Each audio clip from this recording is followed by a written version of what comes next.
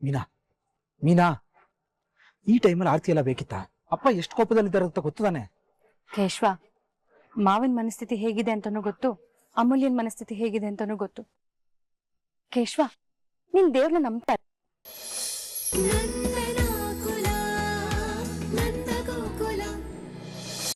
ಇವಳು boy friend love ಸ್ಟೋರಿಲಿ ಈ ವಲ್ಲಭ ಎಲ್ಲಿಂದ ಎಂಟ್ರಿ ತಗೊಂಡ ಅಂತಾನೆ ಗೊತ್ತಾಗ್ತಿಲ್ವಲ್ಲ. ಸ್ಕ್ರೀನ್ ಪ್ಲೇ ಚೇಂಜ್ ಆದ್ರೂ TRP ನಾನ್ ಅನ್ಕೊಂಡಿದ್ದಕ್ಕಿಂತ ಜಾಸ್ತಿನೇ ಬಂತಲ್ಲ. ಸದ್ಯಕ್ಕಿಷ್ಟು ಸಾಕು. ಇವ್ರ ಗುಟ್ನ ನಿಧಾನ ಕಟ್ ಮಾಡ್ತೀನಿ.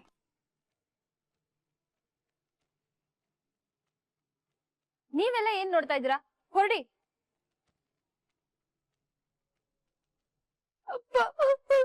ಅಂಕಲ್, ಅಮೂಲ್ಯನ್ ಪರಿಸ್ಥಿತಿ ಅರ್ಥ ಮಾಡ್ಕೊಂಡಿಲ್ಲ. ಅವರು ಮನುಷ್ಯತ್ವನೇ ಕಳ್ಕೊಂಡಿದ್ದಾರೆ.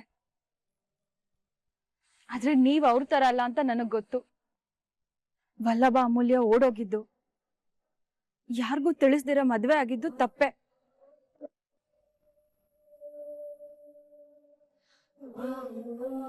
ಆದ್ರೆ ಅವ್ರಿಗಿದ್ದ ಅನಿವಾರ್ಯತೆ, ಅಸಹಾಯಕತೆ ಆ ರೀತಿ ಮಾಡೋವಾಗ ಮಾಡಿದೆ. ನೀವ್ ಅದನ್ನ ಅರ್ಥ ಮಾಡ್ಕೊಂಡು ದಯವಿಟ್ಟು ಅವ್ರನ್ನ ಮನೆ ತುಂಬಿಸ್ಕೊಳ್ಳಿ.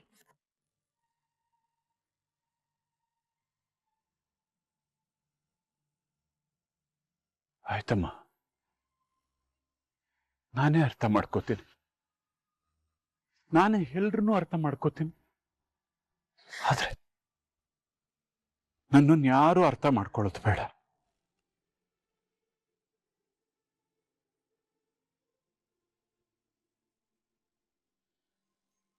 ಇವತ್ತು ಮತ್ತೊಂದ್ಸಲ ಸಾಬೀತಾಯ್ತಮ್ಮ, ನಾನು ತುಂಬಾ ಭ್ರಮೇಲ್ ಬದುಕ್ತಾ ಇದ್ದೀನಿ ಅಂತ.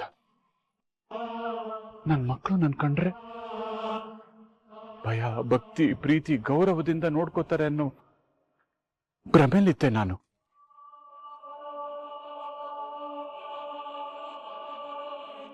ಅದೆಲ್ಲ ಸುಳ್ಳು ಅಂತ ಇವತ್ತು ಸಾಬೀತಾಗೋಯ್ತಮ್ಮ. ಎದುರುಗಡೆ ಮಾತ್ರ ಅಪ್ಪ ನೀವು ದೇವ್ರು ಅಂತ ಹೇಳ್ತಾನೆ ಇರ್ತಾರೆ.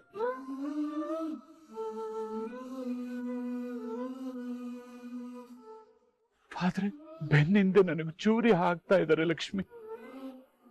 ಮತ್ತೆ ಮತ್ತೆ ಇರಿತಾ ಇದ್ದಾರೆ.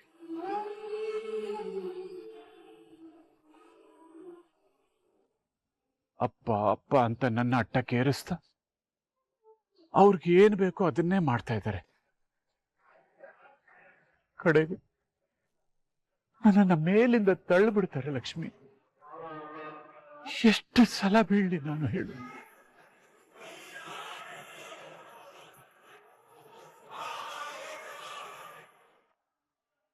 ಕೇಶವ ತನ್ಗಿಷ್ಟ ಆದವಳನ್ನ ಮದ್ವೆ ಆದ.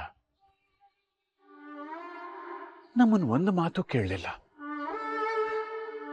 ಈಗ ಇವನು ನಾಳೆ ಮಾಧವನು ಇಂಥ ಕೆಲಸನೇ ಮಾಡ್ತಾನೆ ಲಕ್ಷ್ಮಿ.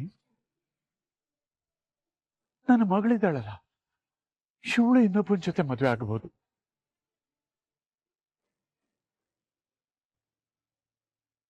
ಈಗಲೇ ಇದನ್ನೆಲ್ಲ ಅರ್ಥ ಮಾಡ್ಕೊಂಡು ಮನ್ಸು ಗಟ್ಟಿ ಮಾಡ್ಕೊಂಡ್ಬಿಡ್ತೀನಿ ಲಕ್ಷ್ಮಿ.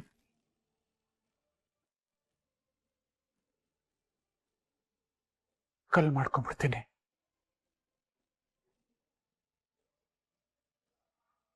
ದಯವಿಟ್ಟು ಹಾಗೆಲ್ಲ ಮಾತಾಡ್ಬೇಡ್ರಿ. ಅವ್ರನ್ನ ಮನೆ ಒಳಗಡೆ ಕರ್ಕೊಳ್ಳಿ. ಏನೋ ತಪ್ಪು ಮಾಡ್ಬಿಟ್ಟಿದ್ದಾರೆ. ಹೌದು ಅಂಕಲ್, ಇಷ್ಟೊತ್ತು ಗಂಡು ಹೆಣ್ಣನ್ನ ನಿಲ್ಸೋದು ಸರಿಯಲ್ಲ. ಏನು? ನನ್ನ ಮನ ದಿನ ಹರಾಜಾಗ್ದವ್ರನ್ನ ನಾನು ಕರೆದು ಪೂಜೆ ಮಾಡ್ಬೇಕಾ? ಸಾಧ್ಯ ಇಲ್ಲ. ನೀವೇ ಏನಾದ್ರೂ ಮಾಡ್ಕೊಳ್ಳಿ. ಅಂಕಲ್ ದಯವಿಟ್ಟು. ಮತ್ತೆ ಮತ್ತೆ ಮನಸ್ಸು ಕರಗಬಾರ್ದು ಅಂತ ಕಲ್ ಮಾಡ್ಕೊಂಡಿದ್ದೀನಿ ಲಕ್ಷ್ಮಿ. ಇನ್ಯಾವ ಕಾರಣಕ್ಕೂ ಅದು ಕರಗಲ್ಲ. ನೀವ್ ನಿಂತ್ಕೊಳ್ರಿ, ಒಂದ್ ನಿಮಿಷ ನನ್ ಮಾತು ಕೇಳ್ರಿ. ವಲ್ಲಭ, ನೀನ್ ಹಿಂಗೆಲ್ಲ ಮಾಡಿದ್ಯಾ ಅಂದ್ರೆ ನನಗ್ ನಂಬೋದಕ್ಕೆ ಆಗ್ತಿಲ್ಲ ಕಣೋ. ನೀವಿಬ್ರು ಹಾವು ಮುಂಗ್ಸಿ ತರ ಕಿತ್ತಾಡ್ತಿದ್ರಲ್ರೋ. ಯಾವಾಗ್ಲೂ ಪ್ರೀತಿ ಆಯ್ತು. ಅದನ್ನಾದ್ರೂ ಒಂದ್ ಪಕ್ಷ ನಾನು ನಂಬಿಡ್ತೀನಿ. ಆದ್ರೆ ಅವ್ರ ಮನೆ ಒಡವೆನ ನೀನ್ ಖರ್ಚು ಮಾಡ್ಕೊಂಡಿದ್ಯಾ ಅಂದ್ರೆ ಅದನ್ನ ನಾನು ನಂಬಲ್ಲ ಕಣೋ. ಏನಾಯ್ತು ನಿಜ ಹೇಳು, ನನ್ನ ಹತ್ರನಾದ್ರೂ ಹೇಳ್ಕೊಳೋ. ನೋಡಿ, ಇವಾಗ ಆಗಿರೋ ಗಲಾಟೆನೆ ಸಾಕು. ದಯವಿಟ್ಟು ಅದನ್ನ ಮುಂದುವರಿಸ್ಬೇಡಿ. ಮೊದ್ಲು ಹೊಸದಾಗಿ ಮದ್ವೆ ಆಗಿರೋ ಗಂಡು ಹೆಣ್ಣನ್ನ ಮನೆ ಕರ್ಕೊಂಡೋಗಿ.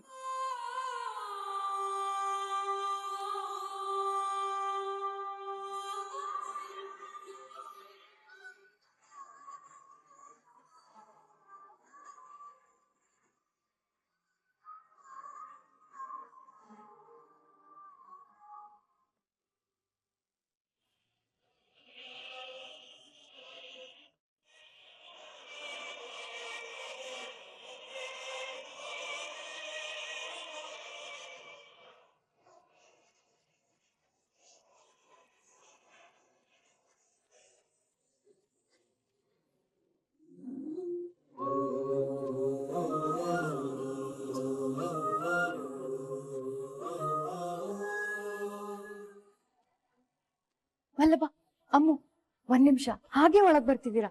ಒಂದ್ ನಿಮಿಷ ಇಲ್ಲೇ ನಿಂತ್ಕೊಳ್ಳಿ.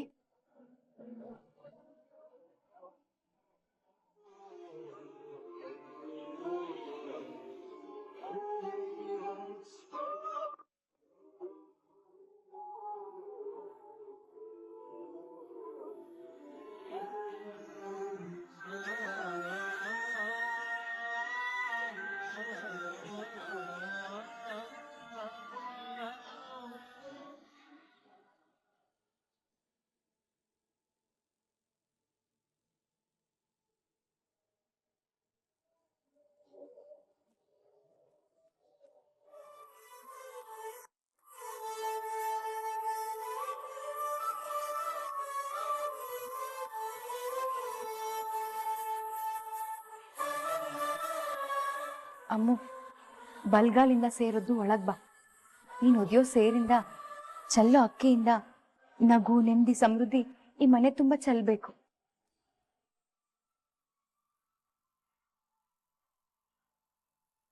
ಅಮ್ಮು, ಏನ್ ಯೋಚನೆ ಮಾಡ್ತಿದ್ಯಾ? ಸೇರೋದೊಳಗ್ ಬಾಮ್ಮ. ವಲ್ಲಭ, ಒಳಗ್ ಬಾರೋ.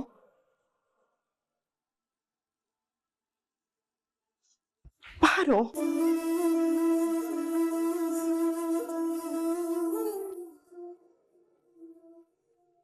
ಮೀನಾ, ಮೀನಾ, ಈ ಟೈಮಲ್ಲಿ ಆರ್ತಿ ಎಲ್ಲ ಬೇಕಿತ್ತ? ಅಪ್ಪ ಎಷ್ಟು ಕೋಪದಲ್ಲಿದ್ದಾರೆ ಅಂತ ಗೊತ್ತದಾನೆ? ಕೇಶ್ವ, ಮಾವನ್ ಮನಸ್ಥಿತಿ ಹೇಗಿದೆ ಅಂತಾನೂ ಗೊತ್ತು, ಅಮೂಲ್ಯನ್ ಮನಸ್ಥಿತಿ ಹೇಗಿದೆ ಅಂತಾನೂ ಗೊತ್ತು. ಕೇಶ್ವ, ನೀನ್ ದೇವ್ರನ್ನ ನಂಬ್ತಾ, ದೇವ್ರ ಅನುಗ್ರಹ ಇಲ್ದೆ ಒಂದ್ ಹುಳ್ಕಡ್ಡಿನೂ ಅಲ್ಲಾಡಲ್ವಂತೆ. ಹಾಗಿದ್ಮೇಲೆ ದೇವ್ರ ಇಚ್ಛೆ ಇಲ್ದೆ ಈ ಮದ್ವೆ ಆಗಿರುತ್ತಾ ಹೇಳು? ನಾನು ನೀನು ಮದ್ವೆ ಆಗ್ಬೇಕಾದ್ರೆ ಹೇಗ್ ಅನಿವಾರ್ಯತೆ ಇತ್ತೋ, ಇವತ್ತು ವಲ್ಲಭ ಅಮೂಲ್ಯಂಗೂ ಅಂಥದ್ದೇ ಅನಿವಾರ್ಯತೆ ಬಂದು ಮದ್ವೆ ಆಗಿರ್ಬಹುದು. ಅದ್ ತಪ್ಪು ಅಂತ ಹೇಳೋ ಸ್ಥಾನದಲ್ಲಿ ನಾವಿಲ್ಲ ಕೇಶ್ವ. ಸರಿನೋ ತಪ್ಪೋ ಮೀನಾ, ಅದ್ರ ಬಗ್ಗೆ ನಾ ಮಾತಾಡ್ತಿಲ್ಲ. ಆದ್ರೆ ಅಪ್ಪ ಇಷ್ಟು ನೋವಲ್ಲಿ ಇರ್ಬೇಕಾದ್ರೆ ಈ ಸಂಭ್ರಮ ಎಲ್ಲ ಬೇಕಿತ್ತ ಅಂತ ಕೇಳ್ತಿದೀನಿ ಅಷ್ಟೇ. ಕೇಶ್ವ, ನಿನಗಿದು ಸಂಭ್ರಮದ ತರ ಕಾಣಿಸ್ತಾ ಇರ್ಬೋದು, ಆದ್ರೆ ಒಂದ್ ಹೆಣ್ಣು ಗಂಡನ್ ನಂಬಿ ಅವನ್ ಜೊತೆ ಅವನ್ ಮನೆ ಒಳಗ್ ಹೋಗ್ಬೇಕಾದ್ರೆ ಸೇರೊದ್ದು ಹೋಗೋದು ಸಂಪ್ರದಾಯ. ಕೆಲವರಿಗೆ ಸೇರೊದ್ದು ಆರತಿ ಮಾಡಿಸ್ಕೊಳ್ಳೋ ಭಾಗ್ಯನೇ ಇರೋದಿಲ್ಲ. ಅಮೂಲ್ಯಂಗೂ ಅದೇ ತರ ಆಗ್ಬಾರ್ದು ಅಂತ ಈ ಶಾಸ್ತ್ರ ಮಾಡ್ದೆ ಕೇಶ್ವ.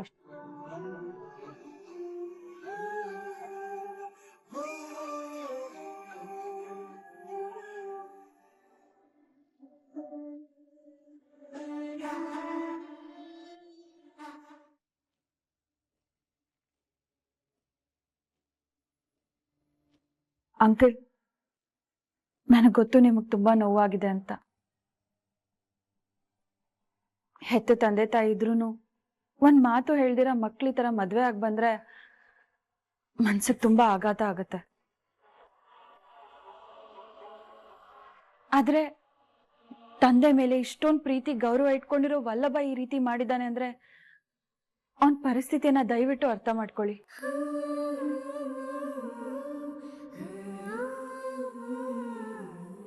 ನೀವ್ ಎಷ್ಟು ಬೇಕಿದ್ರೂ ಸಮಯ ತಗೊಳ್ಳಿ. ನಿಮ್ ಮನ್ಸಿಗಾಗಿರೋ ಗಾಯ ಅಷ್ಟು ಬೇಗ ಮಾಯುವಂಥದ್ದಲ್ಲ.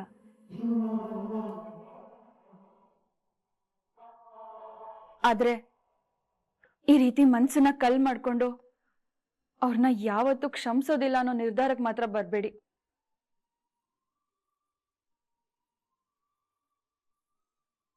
ನಿಧಾನಕ್ಕಾದ್ರೂ ಸರಿ ನಿಮ್ ಮಗನ ಸೊಸೆನ ಕ್ಷಮಿಸಿ ಅವ್ರಿಗೆ ಆಶೀರ್ವಾದ ಮಾಡಿ ದಯವಿಟ್ಟು ಅಂಕಲ್.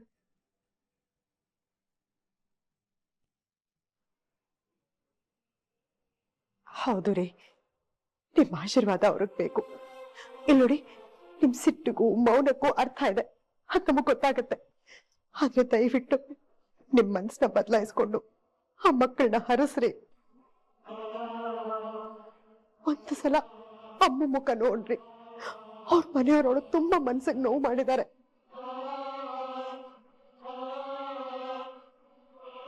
ಅಂತ ಹೆಣ್ಮಗುನ ಕರ್ಕೊಂಡ್ಬಂದು ನಾವು ಕಣ್ಣೀರ್ ಹಾಕ್ಸೋದ್ ಬೇಡ ಅಲ್ವಾ ರೀ?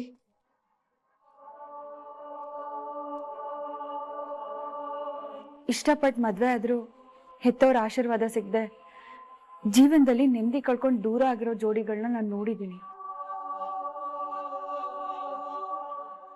ಇವ್ರಿಗೂ ಆ ರೀತಿ ಆಗೋದ್ ಬೇಡ ಅಂಕಲ್. ನಿಮ್ ಒಂದು ಆಶೀರ್ವಾದದಿಂದ ಇವ್ರ ಜೀವನ ಪೂರ್ತಿ ನಗ್ನಗ್ತಾ ಇರ್ತಾರೆ. ಅವ್ರು ನಿಮಗ್ ಬೆಲೆ ಕೊಡಲ್ಲ ಅನ್ನೋದಾಗಿದ್ರೆ ಅವ್ರು ಮದ್ವೆ ಆಗಿ ಬೇರೆ ಎಲ್ಲೋ ಹೋಗಿ ಅವ್ರ ಪಾಲ್ಗವ್ರು ಬದುಕ್ತಿದ್ರು.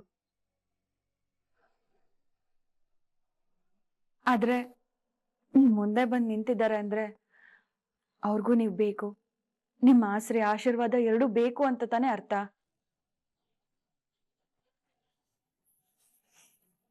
ದೊಡ್ಡ ಮನ್ಸ್ ಮಾಡಿ ಅಂಕಲ್.